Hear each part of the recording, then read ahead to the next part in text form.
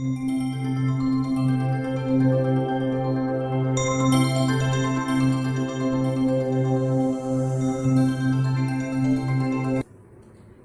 श्री हरि। आशा है आप सब अच्छे होंगे।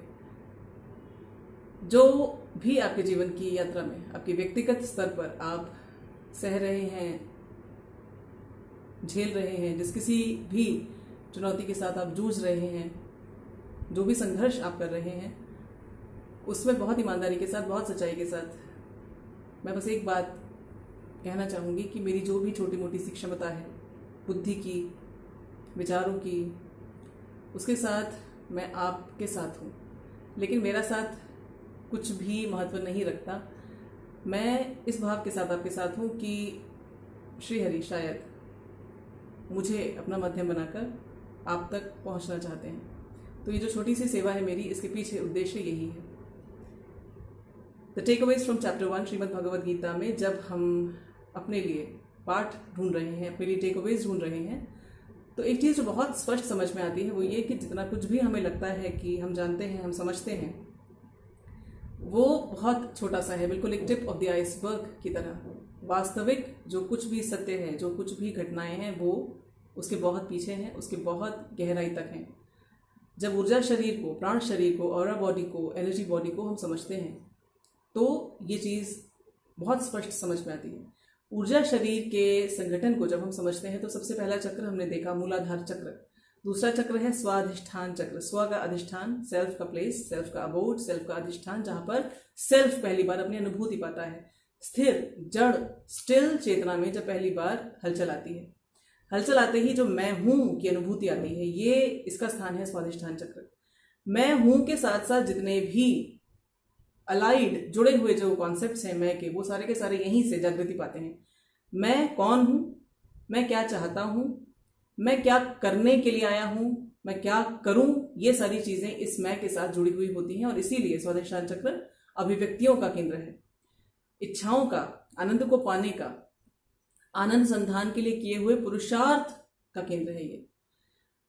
जब तक हम उस परिपूर्णतम आनंद को, जिसके लिए हमें प्रोग्राम किया गया है, हमें जिस यात्रा पर रखा गया है, हम ना पालें, तब तक हम अलग अलग चैनल्स के द्वारा उस आनंद को पाने की चेष्टा करते ही रहते हैं। और इस क्रम में हम बार बार शरीर धारण करते हैं, भूमिकाएं अपनाते हैं और ये खोज चलती रहती है। मैं हूं, इसमें जब एक चीज जोड़ी जाती है कि मैं स्त्री हूं या मैं पुरुष हूं, तो ये बन जाती है हमारी यौन या सेक्सुअल आइडेंटिटी। सेक्सुअल आइडेंटिटी कि मैं स्त्री हूं या मैं पुरुष हूं, I am a male, I am a female, इसका अर्थ ये होता है कि अभी तक हमने उस कंप्लीट परफेक्ट कॉन्शियसनेस को, परिपूर्णतम चेतना के भाव को, उसके आनंद को नहीं जाना। और चूंकि अभी आनंद अधूरा है, इसलिए इस आनंद की संधान में हम एक ऐसी आइडेंटिटी को, एक ऐसी पहचान को लेकर आए हैं जिसमें एक विशेष प्रकार की ऊर्जाएं, एक विशेष प्रकार के ट्रेट्स, एक विशेष प्रकार के गुणों का समूह है। अब वो समूह या तो वो ऊर्जाओं का जो ग्रुप है वो फेमिनिन हो सकता है या मैस्कुलिन हो सकता है। फेमिनिन और मैस्कुलिन, इन दोनों का जब पूर्ण संगम हो जाए, जब ये दोनों एक हो जाएं, ना तो फेमिनिन की कमी रहे ना मैस्कुलिन की कमी रहे, वो होता है परिपूर्णतम चेतना का स्थान। और उसी की खोज में हम सबके सब हैं। जब तक वो नहीं होता तब तक ये सेक्सुअल आइडेंटिटी हमें दी जाती है कि मैं स्त्री हूं या मैं पुरुष हूं। अब होता क्या है कि जब जैसे किसी को प्यास लगी है और उसे पानी चाहिए, उसे पानी क्यों चाहिए? क्योंकि उसके शरीर में उस पानी के अंश की, वाटर कोशेंट की कमी आ चुकी है। उसको पूरा करने के लिए वो पानी के प्रति आकर्षण अनुभव करता है। जब उसकी प्यास बुझा दी जाए, इसका अर्थ ये हुआ कि उसके शरीर में जो पानी की कमी हुई थी उसे पूरा कर दिया गया, तो अब उसे पानी के प्रति आकर्षण अनुभव नहीं होता। बिल्कुल इसी तरह से जब हम किसी फेमिनिन आइडेंटिटी में, स्त्री पहचान या पुरुष पहचान, मैस्कुलिन आइडेंटिटी में आते हैं, तो जो एनर्जी एस्पेक्ट्स हमारे अंदर मिसिंग हैं, जिनका अभाव है, उनको पाने के लिए, उनको ढूंढने के लिए हम प्रोग्राम किए जाते हैं कि हम वो परफेक्शन पा सकें। और इस बड़े ही सूक्ष्म स्तर पर चलने वाली ऊर्जा के संधान, ऊर्जा के अन्वेषण, ऊर्जा के एक्सप्लोरेशन, ऊर्जा के क्वेस्ट को बहुत ग्रोस लेवल पर भी प्रोग्राम किया जाता है, जिसको कहा जाता है सेक्सुअल या फिजिकल अट्रैक्शन। अब सेक्सुअल अट्रैक्शन या फिजिकल अट्रैक्शन आनंद का एक ऐसा चैनल बना दिया गया है जिसको बिना किसी परिष्कृत चेतना के, बिना किसी बहुत ज्यादा सोफिस्टिकेटेड कॉन्शियसनेस के भी पाया जा सकता है। स्वाधिष्ठान चक्र दो बहुत स्थूल आनंदों को पाने के स्थान है। एक तो जीभ, दूसरा हमारे यौन अंग, हमारे जेनाइटल्स। जब भोजन के प्रति आनंद की अनुभूति व्यक्त करना चाहता है तो उसके मुख से लार, सलाइवा का डिस्चार्ज होता है, और बिल्कुल यही चीज रेसिप्रोकेट करता है हमारा यौन संगठन। जब व्यक्ति यौन आनंद को पाता है तो उसको ऐसा लगता है कि उसने बहुत बड़ा आनंद पाया, लेकिन होता क्या है, वहां पर भी सेक्सुअल डिस्चार्जेस के द्वारा वही आनंद की अनुभूति उसको मिमिक करके दी जाती है। वास्तव में वहां आनंद होता नहीं है। आनंद की एक टेम्पररी, मोमेंटरी, क्षणिक, थोड़ी देर की एक अनुभूति मात्र उनको दी जाती है। वो इसलिए होता है क्योंकि उस क्षण के लिए, जिस पल वो डिस्चार्ज शरीर आपका अनुभव करता है, आप अपने शरीर की सीमा को छोड़ देते हैं, जिसे कहा जाता है बॉडी कॉन्शियसनेस। शरीर चेतना आपसे दूर हो जाती है और आप उस परफेक्ट आनंद की स्थिति में आ जाते हैं, जिसके लिए हम यात्रा पे यात्रा पे यात्रा करते चले जा रहे हैं। विवाह का जो कॉन्सेप्ट है, उसके पीछे इसी साइंस को समझकर सारे सभ्य समाजों ने विवाह को अनुमति दी है, अनुमोदन किया है और इसको संस्थापित किया है, इसको एस्टैब्लिश किया है।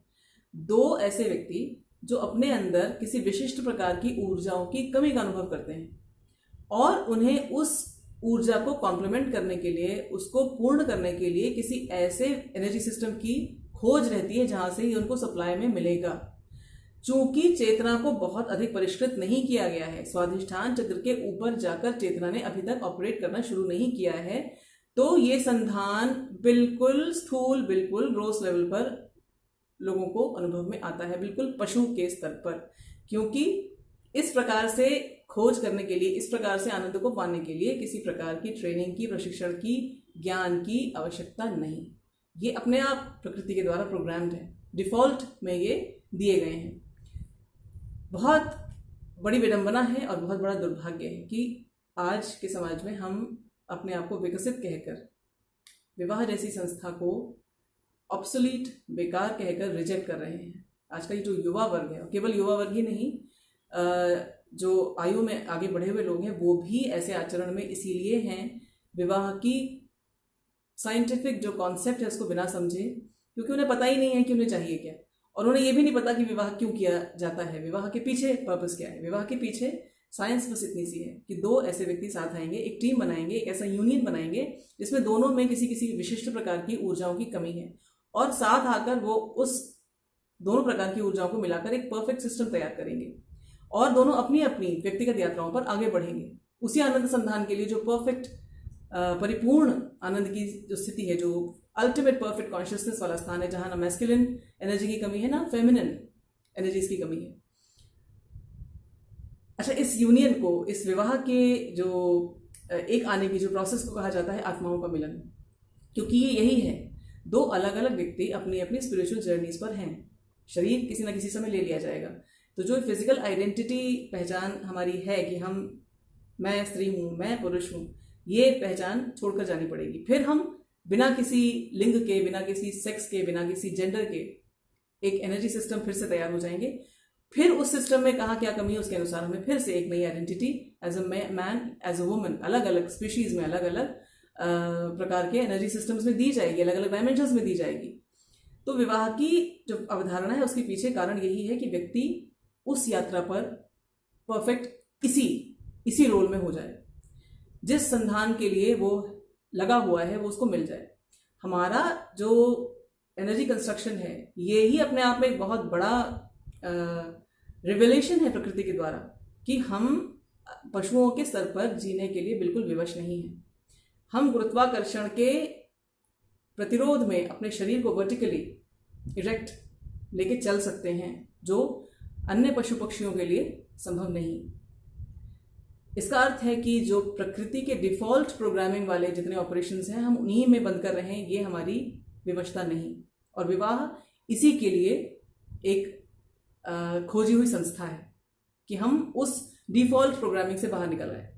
विवाह में जब व्यक्ति बहुत सम्मान के साथ अपने साथी को, उसको कहा जाता है जीवन साथी, स्वीकार करता है और अपनी इस वल्नरेबिलिटी को भी स्वीकार करता है कि अभी तक पिछली एपिसोड के कारण मैं चेतना के ऊंचे चक्रों पर नहीं आ सका हूं, अभी तक मुझ में परफेक्शन नहीं आ सका है, और उस इम्परफेक्शन को कॉम्प्लीमेंट करने के लिए, उसको पूर्ण करने के लिए, उसके पूरक के रूप में एक व्यक्ति मेरी इस जर्नी में मेरा साथ देने आना चाहता है। पूरे सम्मान के साथ, पूरे प्रेम के साथ, ग्रेटिट्यूड के साथ उसे विवाह की संस्था के द्वारा स्वीकारा जाता है। और इस विवाह की संस्था में ईश्वर को साक्षी माना जाता है, यानी उस परम सत्ता को अपना साक्षी माना जाता है जो एक एक व्यक्ति की अल्टीमेट परफेक्शन की जर्नी में उसका सबसे बड़ा हित चाहने वाला शुभ चिंतक है। और इसी के साथ साथ सारे मित्रों को, हितैषियों को, शुभ चिंतकों को, संबंधियों को बुलाया जाता है, जिससे कि उनकी आशीर्वाद की ऊर्जा, उनकी शुभेच्छा की ऊर्जा उस यूनियन को प्राप्त हो। दोनों व्यक्ति इस बात को समझकर कि हम कहीं ऊंचा जाना चाहते हैं, फिर इस यूनियन में एंटर करते हैं। ये होता है विवाह। आज स्वतंत्रता के नाम पर जो विवाह की संस्था को नकारा जा रहा है, रिजेक्ट किया जा रहा है, उसका कारण ये है कि विवाह के विज्ञान को नहीं समझा गया। अर्जुन जब कहते हैं कि कुलक्षय प्रणश्यन्ति कुल धर्मा सनातनाः, तो धर्म की जो वो चिंता दिखाते हैं, जैसे मैंने आपसे पहले भी कहा, 4 चरण धर्म के, सत्य, तप, पवित्रता और दान। तप और पवित्रता की बात यहाँ पर इस स्वाधिष्ठान चक्र के कॉन्टेक्स्ट में बहुत आवश्यक है। तप का अर्थ है ऐसा कुछ आचरण, ऐसा कुछ प्रैक्टिसेस जो सहज ही आनंद नहीं देती। आनंद की जो ग्रोस खोज है हमारी, उसके उल्टी तरफ जाकर जो आचरण हमें करने होते हैं वो होते हैं तप, जिसमें कष्ट होता है। और पवित्रता, यानी जितने एनिमलिस्टिक, जितने प्राइमल प्रिमिटिव इंस्टिंक्ट्स हैं, अशुद्ध, जो ग्रोस लेवल पर जो हमें बाध्य करते हैं ऑपरेट करने के लिए, जिनको थोड़ी चेतना के परिष्कृत होने पर व्यक्ति बड़ी घृणा से देखता है, उनसे बचने के लिए पवित्रता के चरण को डाला गया है। तो तप और पवित्रता यानी सीधे सीधे स्वाधिष्ठान चक्र पर हमारा पूरा पूरा नियंत्रण विवाह इसके लिए किया जाता है। हम तप और पवित्रता का इस विवाह के यूनियन में रहते रहते आचरण करें। यदि पिछले जो हमारी यात्रा के अलग अलग पड़ावों में, चूंकि हमारा अस्तित्व कैसे होकर आज तक यहाँ तक आया है कि हमारे अंदर अभी वो परफेक्शन की स्थिति नहीं आई है, और बाय डिफॉल्ट हम बार बार उसको फिजिकल लेवल पर अनुभव कर लेते हैं, तो कहीं ऐसा ना हो जाए कि हम लड़खड़ा जाएं। इसलिए हमने इस विवाह की संस्था को स्वीकार किया है। लेकिन इसको स्वीकार करने के पीछे उद्देश्य ये नहीं है कि उस ग्रोस प्लेजर के लेवल पर हम अटके रहें और अपने साथी को अटकाए रहें। जब विवाह के परे जाकर इस प्रकार के ग्रोस, स्थूल, शारीरिक स्तर पर स्व की अनुभूति को स्त्री या पुरुष के रूप में करके सेक्सुअल स्तर पर व्यक्ति यूनियंस फॉर्म करता है बंद कमरों के पीछे, तो पहली चीज तो ये कि शुरू से ही नींव में ही गड़बड़ है।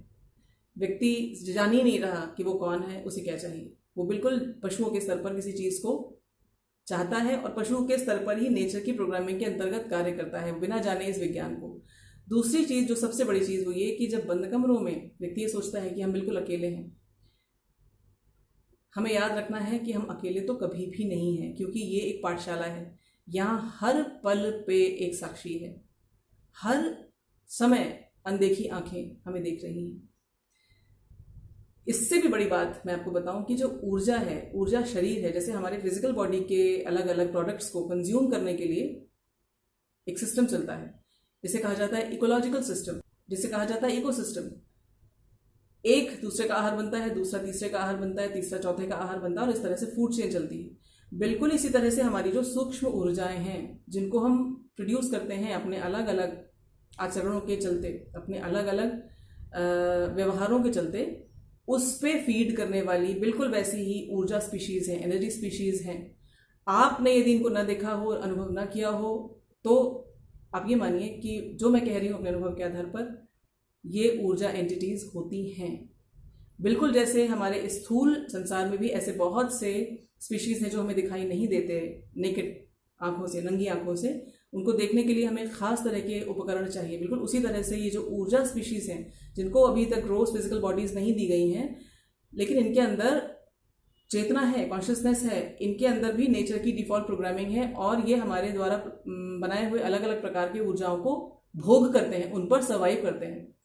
बंद कमरों में जो ये सोचते हैं कि हमें कोई नहीं देख रहा, उस प्रकार की ग्रोस फिजिकल सेक्सुअल आनंद ढूंढने वाली जो डिजायर है, और उस स्तर का जो आनंद है, इस सारे इंस्टिंक्ट की ऊर्जा को खाने वाली एनर्जी एंटिटीज उस समय उन कमरों में होती हैं।